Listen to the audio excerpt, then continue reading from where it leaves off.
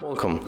If you want to record sounds in your Oppo A52, for the first you have to go for the tools, then tap on the recorder, click agree, and right now just accept all of the permission and click this red button to start the record.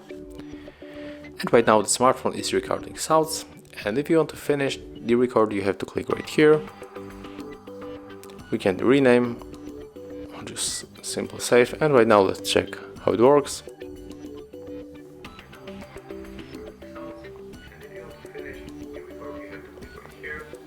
So that is the quality of the record, and I'm going to delete this file because I just don't need it. Thank you guys for watching. Leave thumbs ups, comments and subscribe to our channel.